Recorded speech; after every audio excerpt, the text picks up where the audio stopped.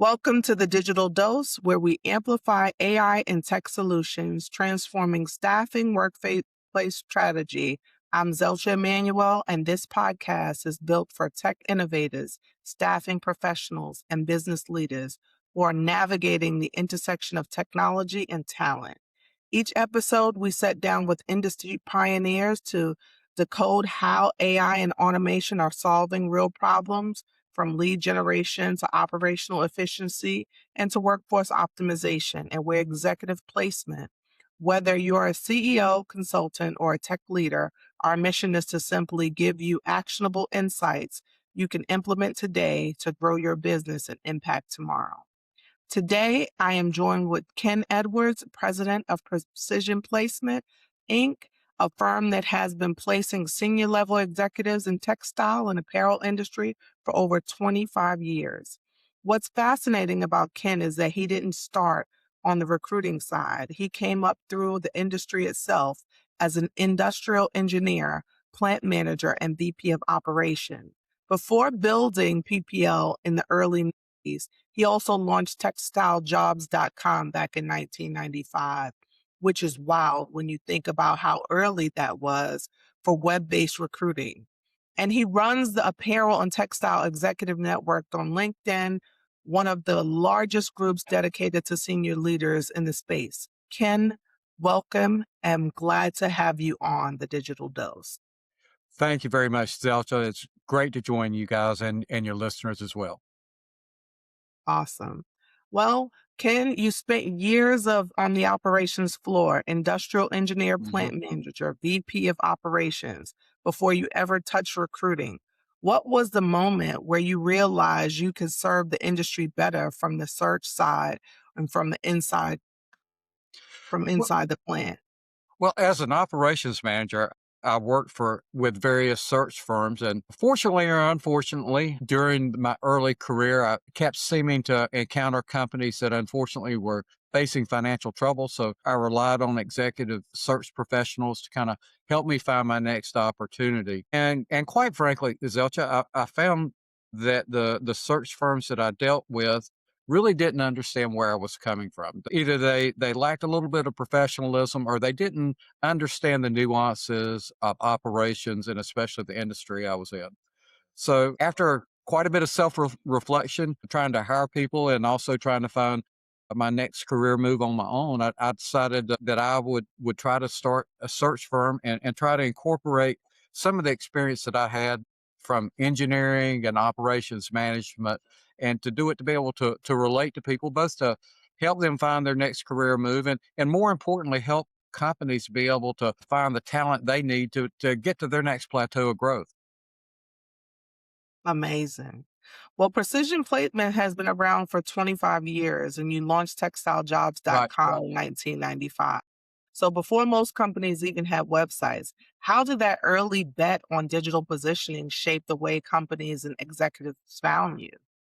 Well, the fortunate thing is it really opened up our operations most nationally and internationally, where textilejobs.com became a very, very recognized name in the textile and apparel space. So I think as much as anything, it broadened the scope and also let people know that not only were we a traditional search firm, at the same time, we like to stay on top of innovations as it went around. And at that particular time, the internet was the new thing that was coming along, just much like AI is now at this point in time.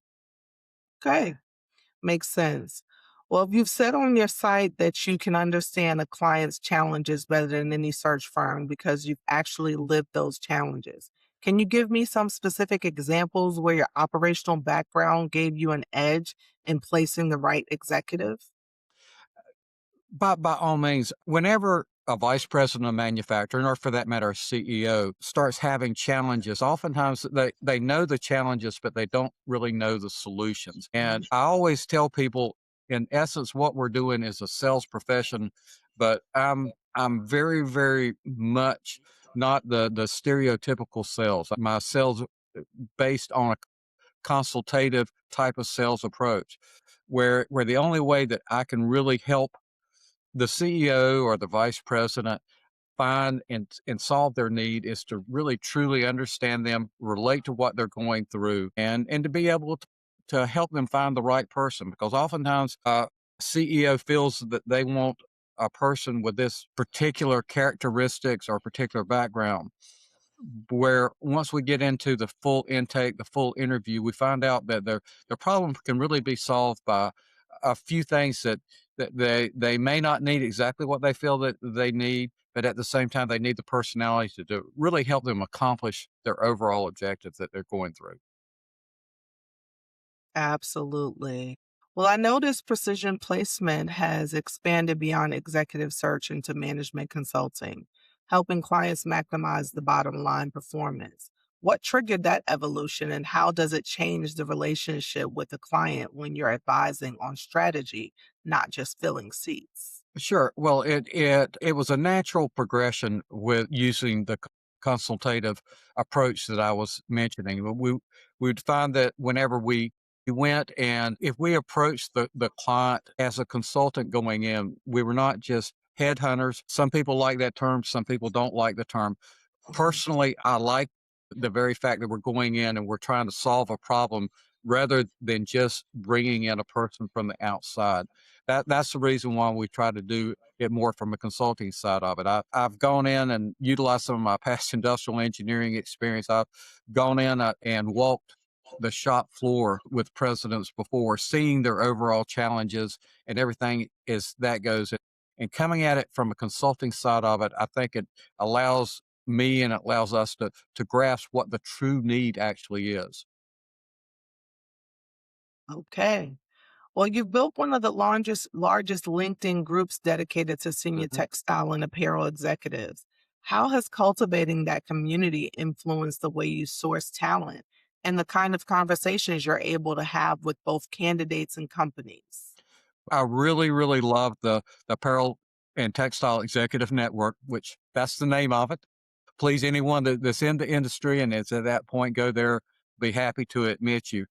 It's influenced us tremendously because right now we have over 16,000 members in it, and it has allowed us to kind of discuss new technologies that are coming on. I really am trying to encourage discussion, especially over the last year, and some of the new aspects of textiles, everything from smart textiles to overall 4D textiles that are going through the sustainability aspect of textiles and apparel. So it's a very, very good place. I encourage executives to come discuss the industry. I don't allow people, and that's one of the things that's taking a tremendous amount of time. We could be probably 4 times our size if we allowed companies to come in and market their services. We don't allow them to do that. Delete all posts like that, but the whole purpose of the network is to discuss trends, to discuss the network, and it's a good place for executives to promote their personal brand, their company's brand, but doing it discreetly by discussing trends and everything as they go along. Absolutely. Great methods. Well, the textile and apparel industry has gone through massive shifts: globalization, reshoring conversations, e commerce, sustainability. How have those, Marco changes affected what companies are looking for in their senior leadership? And what kind of executive profile is the highest in demand right now? That is a great question, and that's one of the things with us being industry focused as opposed to position focused. We started out primarily with managers and engineers because that's what I knew. But the industry changed. We moved into sales and marketing. The industry continued to change, and we went into more senior C-suite roles that we were working on. So really, we're now a combination of all three. As far as what's in demand right now, mostly from different companies, I think number one, it's companies still from outside of the United States looking for salespeople, looking for people to kind of help them either enter or grow their U.S. market as they go through. And then the other area, that's an area we're seeing a huge shortage in, and that's with people that understand some of the high tech aspects of textiles and apparel right now, especially from the engineering side of it, from the overall operations side of it. Those are the type of areas that we're really seeing a hugest demand right now for candidates coming through. Oh, well, you've launched Textile.com in 1995, way before most companies had a web presence. Now we're in the AI era. How are things thinking about technology's roles in executive search for relationship driven businesses like yours? Is it a tool? Is it a complement or something that fundamentally changes how you work? Well, Zelcha, like we touched on, we tried to stay at the forefront of technology whenever we started our website, and likewise forming the LinkedIn group early on. In the same way, we're looking at AI being a tool that we're able to use, and really, I guess, for lower level positions and positions that are not quite as purely critical for an organization. It's going to be a lot easier for organizations to be able to use, but we're using AI right now as a tool to help us make the initial introduction. But then at that point, it still comes down to understanding chemistry. AI is very, very good at identifying the black and white issue, but it has a hard time going into the pure subtle issues of the perfect chemistry, the corporate culture that's going to be working on. And that's one of the things we're using AI is to get the basic top of our pipeline, but then we're still using our intake consultation, our understanding of overall cultural identity of the company as it comes through to narrow down to helping companies find the best people and the right fit for what they have. Makes sense. Well, after 25 years of connecting the right leaders with the right organizations, what's the next chapter look like for you and for precision placements? What are you most excited about right now? Well, I get the most excitement whenever we're working with a company that has a strong need to help them get to the next level, and we discover a candidate that becomes a friend along the process, to place them in an area where they can contribute the most of their talents and advance their career in the most ways. The most enjoyable part of this profession is whenever you're able to bring two entities together that both need each other, and then once you bring them together, they will make each other better as it goes along. That's the reason. If you look at our logo has always been a puzzle piece fitting together. And in anywhere you see precision placements, I I view the overall placement process is fitting that square peg in the square hole, almost very, very much so. Really, instead of square, probably a 16 sided or a 100 sided polygon, if you will, that put in that exact hole. Fundamental. Ken, thank you so much for sharing your story and your Sure. insights. This was incredibly valuable. I really appreciate your time and openness. It's clear why precision placement has the reputation it does. Is there anything additionally that you'd like to share with our audience? The only thing in executive search, and it's what I tell everyone that I encounter, our net worth of our overall company is our network. So we're always looking to connect with new friends, new professionals. Go to textileJobs.com. You'll see how to contact us. Drop me a note specifically at ken at textilejobs.com. Be happy to respond to you.